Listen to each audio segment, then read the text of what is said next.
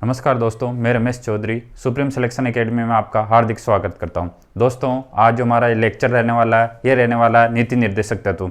जिस प्रकार हमने पूर्व के लेक्चरों में हमने देखा था कि भारत का एकीकरण के बारे में हमने बात करी थी, उसके बाद हमने नागरिकता के बारे में बात करी थी, फंडामेंटल के बारे में बात करी थी। इसी प्रकार आज हम बात करने वाले हैं नीति निर्देशक तत्व। पिछले जो लेक्चर देखे थे उसके अंदर हम देखे थे कि वर्तमान पैटर्न के अनुसार राजस्थान के जो एग्जाम है उसके अंदर किस प्रकार के क्वेश्चन पूछे जा रहे हैं और आगामी भर्तियों में किस प्रकार के क्वेश्चन पूछे जाने की संभावना है, उनके बारे में हमने चर्चा करी थी। अब आज हम चर्चा करने वाले हैं कि नीति निर्देशक तत्वों में किस प्रकार के क्वेश्चन आते हैं, इनके बारे में आज हम चर्चा करते हैं। सबसे पहले बात करते हैं कि नीति निर्देशक तत्व होते क्या हैं। तो इनकी हम बात करें तो ये एक जिस प्रकार से फंडामेंटल राइट है, जिस प्रकार से फंडामेंटल राइट यदि उनका हनन होता है तो हम सुप्रीम कोर्ट जा सकते हैं या हाई कोर्ट जा सकते हैं। इसी प्रकार सरकार को किस प्रकार सरकार को योजनाएं चलानी है उनको प्रभावित करने के लिए नीति निर्देशक तत्व लाएं कि नीति को निर्देश करने वाले नीति को निर्देश करने वाले जो चीजें होती है उन्हें हम कहते हैं नीति निर्देश तत्व। अब एक बात करें कि ये संविधान के कौन आर्टिकल के बीच है और कौन से भाग के अंदर है, तो हम बात करें तो ये संविधान के भाग 4 के अंदर। कौन से संविधान के भाग में? संविधान के भाग 4 में। फिर उनके क्वेश्चन आता है कि कौन से आर्टिकल ऐसे आर्टिकल के बीच में, तो ये आर्टिकल से 36 से 51 के बीच के अंदर है। फिर क्वेश्चन आता है कि ये कौन से देश से लिए गए, जिस प्रकार हमने बात करी थी कि भारत की जो संघात्मक व्यवस्था जो कौन से देश से लिए गए, कनाडा से लिए गए। फिर हमने बात करी थी कि जो नागरिकता से संबंधित प्रावधान है वो कौन से देश से लिए थे, वो हमने ब्रिटेन से लिए थे। फिर हमने मूल अधिकारों के बारे में बात करी थी कि मूल अधिकार जो कौन से देश से फंडामेंटल राइट है, कौन से देश से प्रभावित है, तो हमने अमेरिका के बारे में बात करी थी। तो अब हम बात करते हैं नीति निर्देशक तत्व। ये कौन से देश से लिए गए? ये लिए गए आयरलैंड से। ये कौन से देश से लिए गए? आयरलैंड से। और आयरलैंड ने किस देश से प्रभावित हुआ था? आयरलैंड प्रभावित हुआ था स्पेन से। किससे प्रभावित हुआ था? आयरलैंड स्पेन से। इसी प्रकार हम बात करते हैं तो सबसे पहले बात आती है भाग 4 के अंदर कि नीति निर्देशक तत्व कौन से भाग में है, तो भाग 4 के अंदर है। फिर बात आती है कि कौन से अनुच्छेद से कौन से अनुच्छेद के बीच है, तो ये 36 से 51 के बीच है। कौन से? 36 से 51 में डायरेक्ट क्वेश्चन आता है। फिर बात आती है कि ये क्या कि नीति निर्देशक तत्व क्या है, कि राज्य के ऐसे कर्तव्य क्या है, कि राज्य के ऐसे कर्तव्य है जिन्हें करने के लिए वो बाध्य नहीं है। जिस प्रकार मूल अधिकार फंडामेंटल राइट के लिए वो बाध्य, उनको करना पड़ेगा, नहीं तो हम सुप्रीम कोर्ट जा सकते हैं। इस प्रकार ये बाध्य नहीं है, लेकिन ये अपेक्षा की गई है, उम्मीद करते हैं हम राज्य सरकार या केंद्र सरकार से उम्मीद करते हैं कि जैसे जैसे राज्य विकसित होगा, कि जैसे जैसे राज्य विकसित होगा इस दिशा में काम करेगा। कौन सी दिशा में काम करेगा? नीति निर्देशक तत्व की दिशा में काम करेगा। जिस प्रकार हम आर्टिकल आगे पढ़ेंगे, आर्टिकल 43 पढ़ेंगे, उसके अंदर हम बात करेंगे किस प्रकार के मजदूरों के बारे में, उनकी दशों के बारे में बात करते हैं तो सरकार सुधार करती है। फिर हमने आर्टिकल 45 के बारे में बात करेंगे। आर्टिकल 44 में हम देखेंगे समान न्यायिक संहिता, उसके अंदर देखेंगे कि किस प्रकार से अभी प्रेजेंट टाइम में गुजरात ने इसको लागू करने की कोशिश की थी। इस प्रकार हम देखते हैं। फिर इसके बाद में आता है इनका उद्देश्य। जब हम फंडामेंटल राइट की बात करते हैं तो उसके अंदर बात करते हैं कि ये राजनीतिक लोकतंत्र की स्थापना के लिए इसको लाया गया। इसी प्रकार नीति निर्देशक तत्व सामाजिक और आर्थिक लोकतंत्र की स्थापना की। जब हम प्रस्तावना में बात करते हैं तो प्रस्तावना में आते 3 प्रकार के न्याय है, सामाजिक, आर्थिक और राजनीतिक न्याय।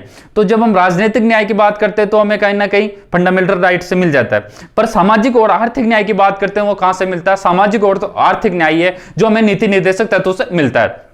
तो कई बार एग्जाम में क्वेश्चन आता है, जब कथन निष्कर्ष के टाइप में क्वेश्चन आता है तो उसके अंदर क्वेश्चन आता है कि राजनीतिक लोकतंत्र की स्थापना के लिए नीति निर्देशक तत्व को लाया, ये ऑप्शन के अंदर आ गया। तो क्या ये सही है या गलत है? ये गलत है, क्योंकि राजनीतिक लोकतंत्र की स्थापना के लिए क्या लेकर आए हैं? उसके लिए लेकर आए हैं हम मूल अधिकार, फंडामेंटल राइट। जबकि सामाजिक और आर्थिक लोकतंत्र के लिए हम कौन से भाग लेकर आए? हम भाग 4 लेकर आए, नीति निर्देशक तत्व। इसी प्रकार आगे हम क्वेश्चन भी देखेंगे किस प्रकार के मूल अधिकार इनसे नीति निर्देशक तत्व से क्वेश्चन आते हैं। फिर उसके बाद में आती है कि इनकी स्थापना करने का क्या उद्देश्य है, नीति निर्देशक तत्व की स्थापना करने का क्या उद्देश्य है, इनको लाने के लायक क्या रीजन था। उसके लिए हम बात करें तो सरकार के प्रदर्शन को मापने कि आपके सरकार क्या प्रदर्शन कर रही है या ढीली ढाली बेटी आराम से कोई कुछ काम नहीं कर रही है, उसके प्रदर्शन को नापने के लिए कहीं ना कहीं नीति निर्देशक तत्व अहम होते हैं। साथ ही कार्यपालिका की नीतियां, कि जो कार्यपालिका बैठी है, जो सरकार बैठी है, जो सरकार चल रही है, क्या सही में कुछ काम कर रही है या नहीं कर रही है, उसको मापने के लिए भी ये बहुत बड़ा है। फिर इसके बाद करते हैं मूल अधिकारों के पूरक। मूल अधिकारों के पूरक मतलब एक दूसरे पर मतलब आधारित है या निर्भर है। इसका पूरक का मतलब है कि जैसे मूल अधिकार है मूल अधिकार का आप यदि हनन होता है तो सुप्रीम कोर्ट जा सकते हो, परंतु इनका हनन होता है तो आप सुप्रीम कोर्ट नहीं जा सकते हो, क्योंकि इसमें सरकार के ऊपर दबाव नहीं है, सरकार के ऊपर प्रेशर नहीं है। इसलिए इनको हम क्या बोल सकते हैं कि न्याय योग्य नहीं है। ये क्या नहीं है? न्याय योग्य, ये वाद योग्य नहीं है। क्यों नहीं है यार? कई बार एक एग्जाम में क्वेश्चन आता है कि नीति निर्देशक तत्व न्याय योग्य है, क्या ये कथन सही है? तो ये कथन सही नहीं है। क्यों सही नहीं है? क्योंकि आप सुप्रीम कोर्ट या हाई कोर्ट, इनको ये लागू नहीं होते हैं, सुप्रीम कोर्ट या हाई कोर्ट नहीं जा सकते हो। परंतु मूल अधिकार यदि हनन होता है तो आप सुप्रीम कोर्ट, हाई कोर्ट आराम से जा सकते हो। इस प्रकार हम ये देखते हैं। फिर अब आगे देखते हैं, इसके बारे में कुछ कथन है। कथन है टीटी कृष्णामाचारी। जब हम संविधान सभा पढ़ेंगे, क्या जब हम संविधान सभा पढ़ेंगे तो उसमें टीटी कृष्णामाचारी पढ़ेंगे, तो उन्होंने कहा था कि यह भावनाओं का कूड़ाघर है। क्या कहा था? नीति निर्देशक तत्वों के बारे में कहा था कि यह भावनाओं का कूड़ाघर है। इसलिए क्यों कहा था भावनाओं का कूड़ाघर है? कि यह आपको कह दिया कि हम ये आपको देंगे पर देंगे नहीं। क्या कह दिया? कि हम आपको देंगे, ये कह दिया पर देंगे नहीं। तो मतलब क्या है? भावनाओं के साथ खेल रहे हैं कि देंगे, पहले तो बोलते हैं हम आपको देंगे पर हमारी इच्छा होगी तब देंगे। क्या बोलते हैं? हमारी इच्छा होगी तब देंगे, जब राज्य विकसित होगा तब देंगे। परंतु कहीं ना कहीं भावनाओं से खेल रहे हैं। तो टीटी कृष्णामाचारी से में संविधान सभा में कहा कि ये भावनाओं के साथ एक खिलवाड़ है, भावनाओं का कूड़ाघर है, कुछ नहीं है, भावनाएं आपकी दबी की दबी रह जाती है।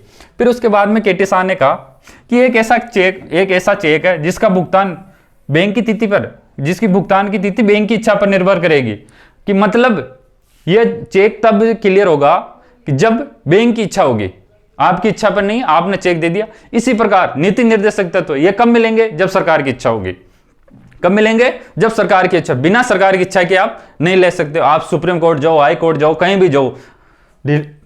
परंतु ये किसने, केटी शाह ने क्या कहा कि ये एक ऐसा चेक है जिसकी भुगतान की तिथि, ये कब भुगतान होगा, ये किस पर निर्भर करेगा? ये बैंक के ऊपर निर्भर करेगा। किसके ऊपर निर्भर करेगा? बैंक के ऊपर। यहां कहने का मतलब क्या कि ये सरकार के ऊपर निर्भर करेगा कब देना है, कब नहीं देना। फिर उसके बाद में भीमराव अंबेडकर साहब ने इन्होंने कहा यह सामाजिक आर्थिक लोकतंत्र की स्थापना करते हैं। इस बारे में हम पहले ही बात कर चुके हैं। फिर बात आती है कि राज्य की परिभाषा, अनुच्छेद 36। राज्य की परिभाषा, जिस प्रकार हमने आर्टिकल 12 के अंदर राज्य की परिभाषा पढ़ी थी कि भारत सरकार और संसद, राज्य सरकार और संसद।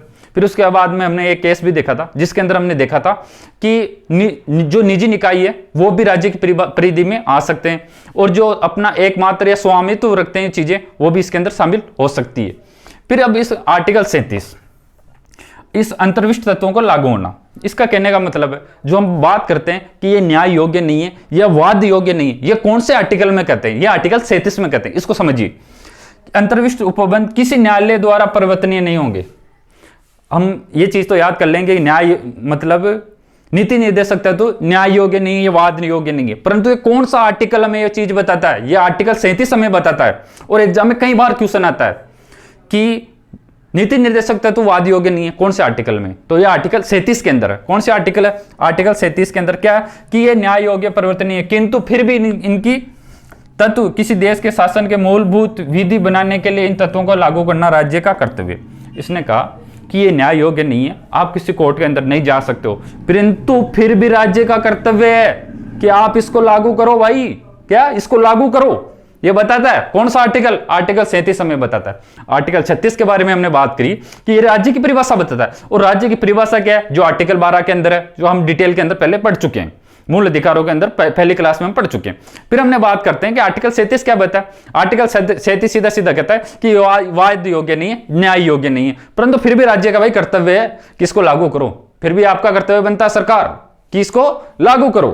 अब हम बात करते हैं आर्टिकल 38।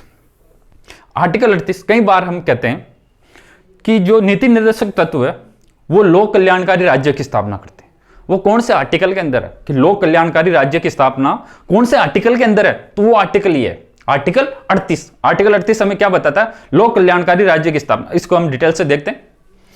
लोक कल्याणकारी राज्य की अभिवृद्धि के लिए क्या लोक कल्याणकारी, अब देखो प्रेजेंट टाइम में जो पॉलिटी से संबंधित क्वेश्चन आ रहे हैं तो उसमें कहीं ना कहीं लैंग्वेज वो हार्ड कर रखे हैं। लैंग्वेज कहीं ना कहीं जो ऑफिशियल संवैधानिक विकास है, उस संविधान है, उसके अंदर से जो चीजें हैं वो उठा रहे हैं। तो हमें उन चीजों को फ्रेंडली होने के लिए इस प्रकार के शब्द यूज करने पड़ेंगे कि लोग लोक कल्याण की अभिवृद्धि के लिए सामाजिक व्यवस्था, कि लोक कल्याण की अभिवृद्धि के लिए हम नॉर्मल क्या पढ़ते हैं कि लोक कल्याणकारी राज्य की स्थापना कौन से आर्टिकल में, 38 में पढ़ते हैं। अब अभिवृद्धि अभिवृद्धि प्रतिवृत्ति ऐसे क्वेश्चन जोड़ देते हैं तो कहीं ना कहीं स्टूडेंट एक हिचकिचा जाता है कि ये क्या आ गया एग्जाम के अंदर। तो इसलिए हम ये चीजें पढ़ रहे हैं कि लोक कल्याणकारी राज्य की अभिवृद्धि के लिए क्या। अब इसके अंदर देखते हैं 38 कि राज्य ऐसी सामाजिक व्यवस्था जिसमें सामाजिक, आर्थिक और राजनीतिक न्याय, क्या सामाजिक, आर्थिक और राजनीतिक न्याय। फिर उसके बाद राष्ट्रीय जीवन की सभी संस्थाओं को अनुप्रमाणित करे, स्थापना करे और संरक्षण करे।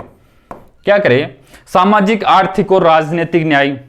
और राष्ट्रीय जीवन की ऐसी संस्थाएं, राष्ट्रीय जीवन की ऐसी संस्थाओं को अनुप्रमाणित करे, उन्हें वेरीफाई करे और उनकी स्थापना करे और उनका संरक्षण करे।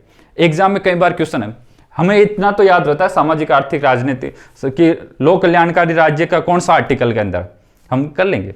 फिर ये दिया आ जाए कि राष्ट्र जीवन की सभी संस्थाओं को, राष्ट्र जीवन की सभी संस्थाओं को अनुप्रमाणित, स्थापना और संरक्षण, ये कौन से आर्टिकल के अंदर है। तो फिर हवा उड़ जाएगी, फिर आप कहोगे out of syllabus. Out of syllabus नहीं है, आर्टिकल 38 के अंदर लिखा हुआ साफ साफ, 38(1) के अंदर क्या लिखा हुआ है कि राष्ट्रीय जीवन की सभी संस्थाओं को अनुप्रमाणित, स्थापना और संरक्षण करेगा। तो थोड़ी चीजें डीपली पढ़ने की कोशिश कीजिए, समझने की कोशिश कीजिए, डीपली पढ़िए, समझिए और क्वेश्चन कीजिए। फिर उसके बाद में 38(2) 44वां संविधान संशोधन। 44वां संविधान संशोधन कब हुआ था, 1978 के अंदर हुआ था। कब हुआ था, 1978 के अंदर हुआ था। इसके अंदर क्या कि राज्य विशिष्टता आय की असमानता को कम करने का प्रयास करेगा। क्या करेगा, आय की असमानता को कम करने का प्रयास करेगा। ये कौन से आर्टिकल में, ये आर्टिकल 38(2) के अंदर, कौन से में, आर्टिकल 38(2) कि विभिन्न क्षेत्रों में रहने वाले, विभिन्न व्यवसायों में लगे हुए लोगों के बीच, क्या, विभिन्न क्षेत्रों में रहने वाले, विभिन्न व्यवसायों में लगे हुए लोगों के बीच प्रतिष्ठा, सुविधा और अवसर की असमानता को कम करने का प्रयास करेगा।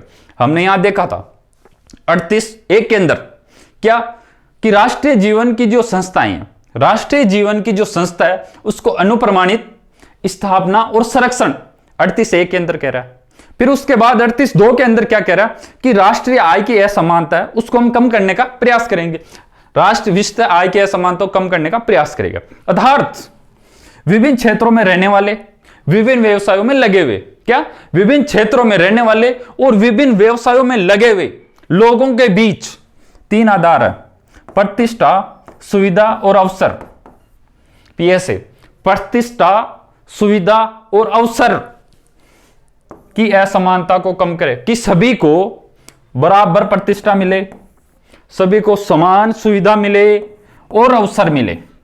समझ पा रहे हो आप, प्रतिष्ठा, अवसर और सुविधा, ये चीज है।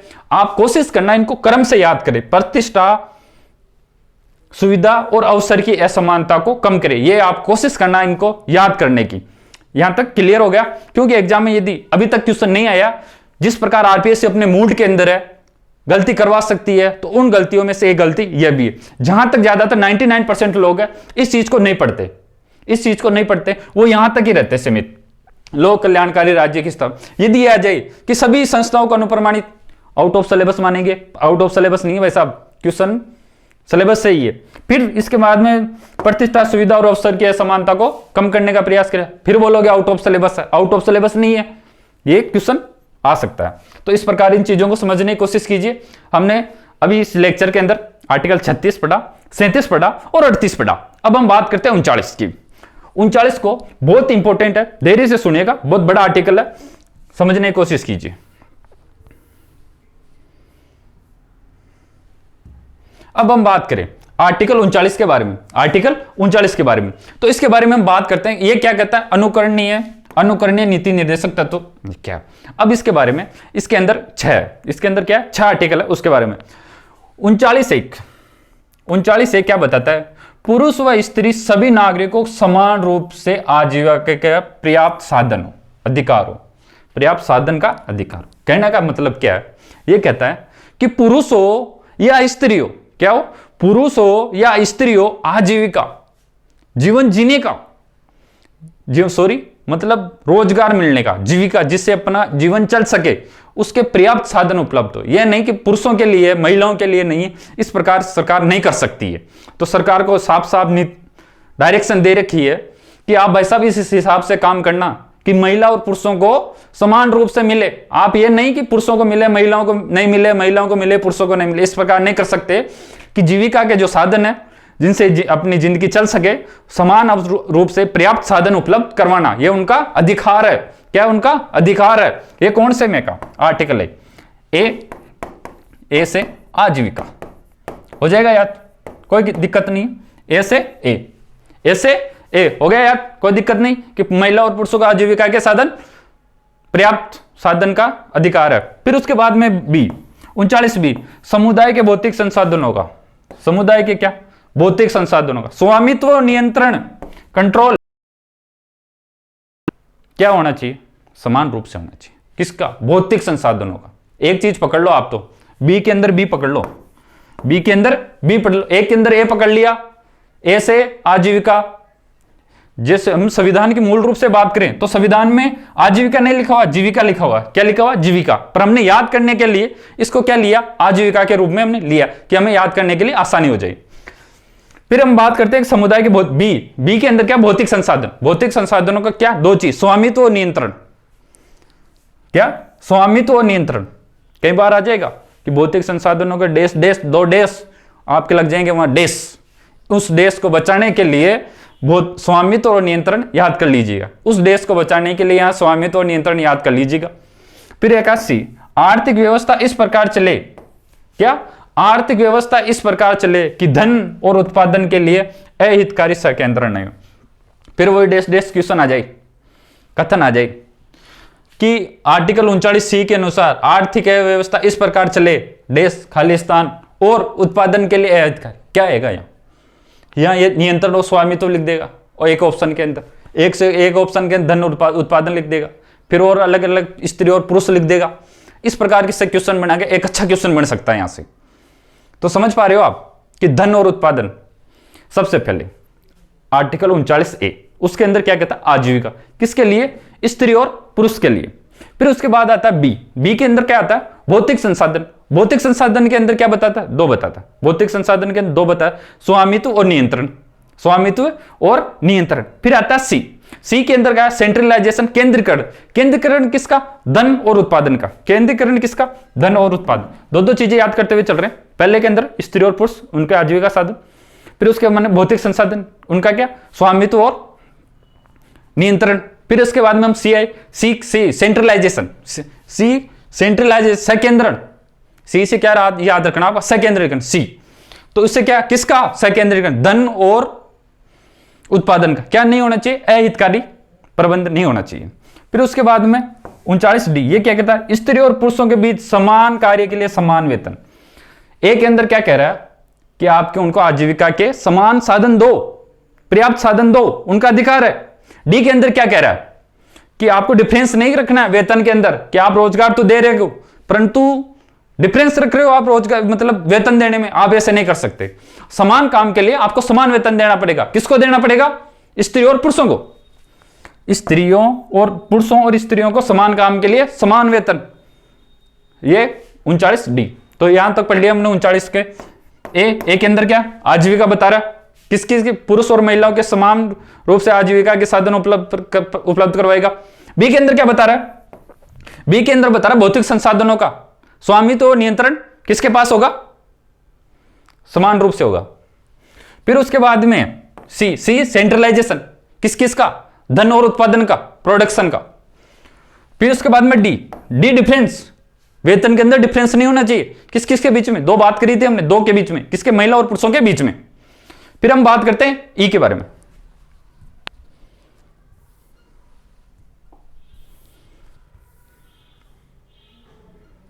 जब हम ई की बात करें तो यहां पर बात करते हैं पुरुष और स्त्रियों के स्वास्थ्य। क्या? पुरुष और स्त्रियों का स्वास्थ्य, उनकी हेल्थ और शक्ति। हेल्थ और शक्ति मतलब हेल्थ और पावर, पुरुष और महिला की हेल्थ और पावर। साथ ही बालकों की सुकुमार अवस्था है उसका दुरुपयोग ना हो। क्या? पुरुष और स्त्रियों को क्या नहीं हो?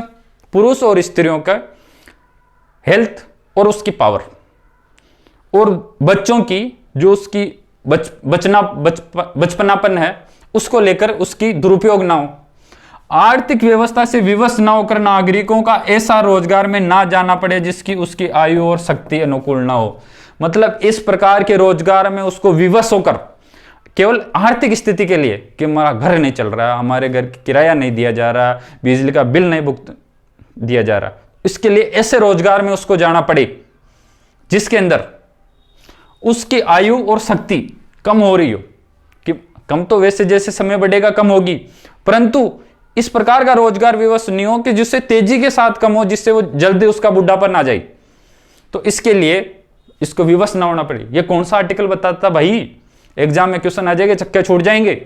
39E कौन सा बताता है? 39E क्या बताता है कि महिला और पुरुषों के हेल्थ, स्वास्थ्य और उनकी शक्ति कम ना हो, बच्चों की उनकी जो सुकुमार व्यवस्था है उसका दुरुपयोग ना हो, साथ ही उसको ऐसे विवश ना होना पड़े कि वो अपने रोजगार के लिए, अपने पापी पेट के लिए उसको आयु और उसकी शक्ति कम ना हो, उसकी एनर्जी, उसकी पावर कम ना हो। यह कौन से आर्टिकल में दिया गया?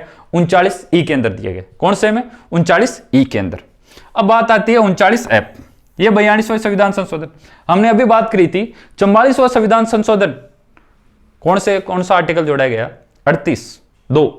इसी प्रकार हम बात करते हैं 39F, यह कौन से जोड़ा गया? 42वें से जोड़ा गया। कौन से? 42वें से। इसमें क्या है? बालकों को स्वतंत्र और गरिमामय वातावरण, कि उनको स्वतंत्र और गरिमामय, साथ ही स्वस्थ अच्छा विकास, स्वास्थ्य स्वस्थ विकास के अवसर सुविधा दी जाए। बालकों और अल्पवयस्क व्यक्तियों, ध्यान रखना यहां कौन कौन है? बालक और अल्पवयस्क व्यक्तियों को शोषण से तथा नैतिक और आर्थिक परित्याग की रक्षा करे। दो, किन कौन को कर रहा? बालकों को कर रहा है और अल्पवयस्क व्यक्तियों को कर रहा। क्या कर रहा है? नैतिक और आर्थिक परित्याग से रक्षा। क्या क्या कर रहा है? नैतिक और आर्थिक परित्याग से रक्षा कर रहा है। तो ये था हमारा 39। ये क्या था? हमारा 39। अब हम बात करते हैं 39A की। अभी तक हमने जो बात करी थी वो हमने 39A B C D E F। ए के अंदर देखा था आजीविका, बी के अंदर देखा था भौतिक संसाधन, सी के अंदर देखा था सेंट्रलाइजेशन, डी के अंदर देखा था डिफरेंस, वेतन के अंदर डिफरेंस नहीं होना चाहिए। ई के अंदर ने देखा था कि बालकों को, महिलाओं को उनकी सुकुमार अवस्था के लिए विवश न होना पड़े। अब अभी ई के अंदर, एफ के अंदर देख लिए। अब हम देखते हैं 39 कि समान न्याय और निःशुल्क विधिक सहायता। 39F ये किससे जोड़ा गया? ये 42वें से जोड़ा गया। और 39A